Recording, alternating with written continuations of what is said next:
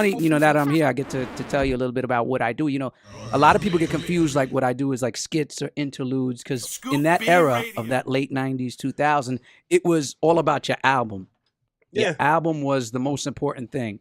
Everything else was leading up to the album. So the singles, this and that. And you wanted to make a cohesive piece of work that was timeless, So, being able to be on Reasonable Doubt, which, Jay-Z always talks about, is his baby, his most favorite album. That's the album that took him 27 years up to that point to make.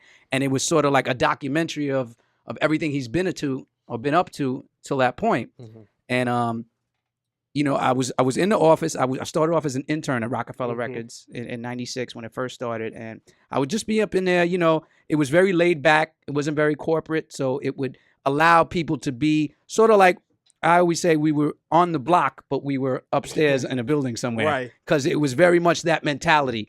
People were just acting like as if they were chilling in the corner. So that lent itself very much so to what I was doing at the time. I was, just loud and cursing people out. Not you. Not me, not at all, right? You couldn't see that. It's like, I'm like at a hockey game. I'm like at the hockey fest right now. I'm just cursing people out. And they liked it because at the time, he couldn't get a record deal. So they decided to open up their own label. So there was a lot of kind of resentment towards the industry. And now when he was creating this buzz, everybody wanted to be part of it. It was like, okay, now you're going to jump on this? Our mentality was like, all right, now you want to follow? What happened when he was looking for the deal? So it lent itself well to my kind of, right, yeah.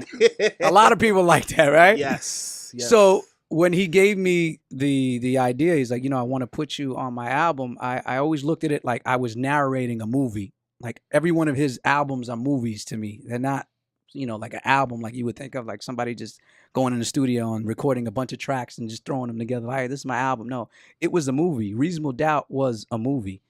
It was the movie of his life story to that point, and I wanted to sort of set the tone. And we were having this discussion off the air, and now we're having it on the air, but how both these worlds intertwine with each other, So very much so, I saw myself like Ricky Henderson. I wanted to set the table. Here comes this great power hitter, this Darryl Strawberry type that's going to hit it over the fence. I want to get on base, so I want to let the world know, here comes Jay-Z. You know what I mean? And don't fuck with him, or here's the storyline. You guys got fat out there, but we all starved on the street. It's my turn. That's like his slogan. Yeah, exactly. That's his slogan. Yes. I wanted to start slogans, and by the grace of God, thank God they did. And through his talent, people, they started recognizing my voice, and it was just weird to see that transition.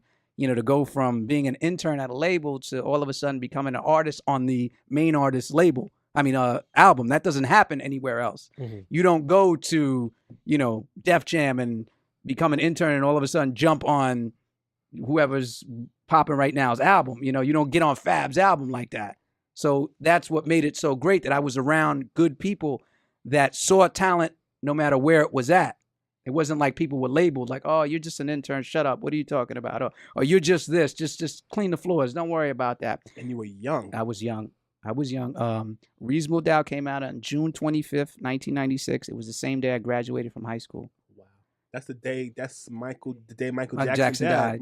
In 2009. Yeah. So it kind of marred the date a little bit now, but June 25th is very a special day for me because I'll never forget. I graduated from high school and Reasonable Doubt came out that day.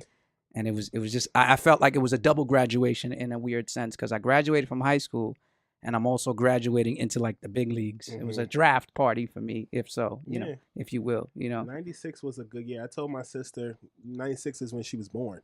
Mm-hmm. And I said, do you realize when you were born, the Fugees were hot? Yes. Allen Iverson's rookie year was 96. Yes. And Reasonable Doubt. I said, Reasonable Doubt is older than you. That's crazy. She was born September 17th, okay, 1996. She's right after that. Yeah. And the Yankees won the World Series that year. That started their dynasty.